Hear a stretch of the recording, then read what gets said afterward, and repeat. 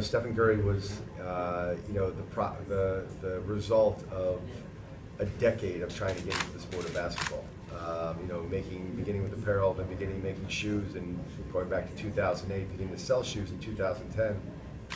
Here we are 5 years, coming on 6 years later, and we now have, we think, the #1 basketball player in the world, the NBA's, reigning MVP and world champion. So with that, sales will certainly follow, but the sales aren't going to happen, just because people like Stephen.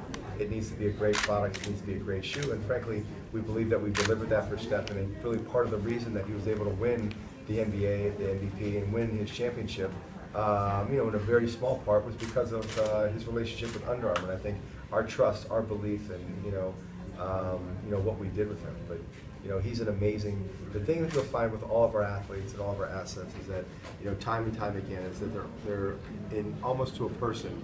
They're better people than they are actually athletes, and they're pretty amazing athletes. So we're very proud of the relationships we have with them. When we signed Steph, is that Under Armour planned to build $1 billion basketball business, and so prior to this, we had a little less than $100 million in revenues. And Stephen this year, we haven't released specific figures around Steph's product, but it's a multiple. And when you speak to people in this space, so much of being successful in basketball in the past has been about how much you're limiting product. Now, I'm not saying we're going to open up the floodgates with the amount of products we'll have in the marketplace, but we do believe that we have, an amazing, human and athlete in Stephen. And we think that there's a great desire from the consumer that's going to want to play and participate with this product in a big way. Being a brand, to carry a true signature product is really difficult.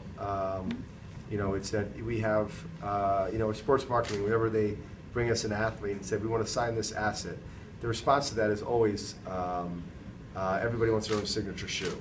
Well, the fact is not everybody can sell a signature shoe. Mm-hmm. And it's very rare area where Stephen is, especially coming here to Asia, where I think you see him and he's not, this, he looks like a regular person walking down the street. He just happens to be an extraordinary basketball player. I think it's very relatable, is that when kids are practicing or thinking about what they're going to do or what they're going to become, they know that if they just practice enough in their backyard, taking shots and doing those other things, that they too can become the best in the world at something. Being in basketball was almost an impossibility. It's because there were such deep entrenched competitors, and I think we demonstrated an incredible resolve to ensure that wasn't the case. And this didn't happen. It didn't happen overnight. There's years and years and decades of building up grassroots, of signing collegiate programs, of building relationships with athletes, of creating the trust in Stephen, in our product first and foremost, but also our team and the resources to be able to support him, and be able to bring him on a tour like this was something that we saw became a perfect moment in time for us to be able to act and execute on. That investment's been going on since really 2006 probably, and frankly longer than that. I've been traveling to Asia, going all the way back to 1999 was my first trip here, where I went to Tokyo.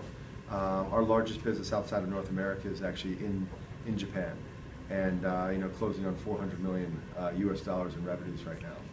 And the dollar investment is one that's been, we spent a lot of years not making money. But I'll give you a great example. In the Philippines, we're very new. So we're just in the last 2 years.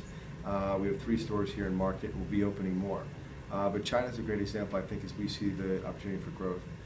We began opening our first store in China in 2010, in the Raffles Mall in Shanghai. And we went from 2010 to 2012 from 0 to $3 million US dollars. In 2013, we did $7 million US dollars. In 2014, we did just under $30 million. This year, the number will be over $75 million. So next year, the number is closer to about doubling that, about $140, $150 million. Mm-hmm. So you look at that growth and scale, is that we believe, China alone is a $1 billion opportunity waiting for us to happen. When you roll in Southeast Asia, it's an incredibly important part of our mix. And what we'll do is we'll define global. Our definition of global is where more than half of our revenue should come from outside of our home country, versus And today, that's about 90% of our business comes from North America. So we have a long way to go. We have a lot of runway and a lot of places that we can go and we can get to. Many entrepreneurs typically have another job, and they're thinking about being an entrepreneur. They're thinking about starting, and there's something holding them back. And the one thing I can say is that, you know, your product will never be perfect. You know, having the courage to push print, to publish your product, and to get it out there, and to find out very simply if my product can sell. You know, it's one thing I think one of the biggest mistakes entrepreneurs make is it stays in hypothesis and theory before they just say, you know what, if I can convince someone to just carry it in their store and tell them I won't pay them unless it sells, or I won't take money unless it sells, and convince and compel them to be in that position where you can find out if someone's willing to take hard-earned cash out of their pocket and pay it in exchange for the good or service you have. The second thing that I would say is become famous for one thing. Where most entrepreneurs lose, I believe, is that they lose focus. They're doing too much. They believe they start with one great idea, and they start trying to proliferate that into 5 or 10 things because they're reading about someone else that is a huge competitor in their field and saying, well, they're making all these things, so I have to. You know, the thing that made Under Armour, and the small-known secret of Under Armour, is that we made the one shirt for the first 5 years in business, over and over and over, perfecting it, making it perfect. And it wasn't going into all these additional SKUs that when you begin. So find out if it can sell and become famous for one thing. And then once you're famous, you know, the consumer will pull you into other places that you should be, not where you think or project you're supposed to be.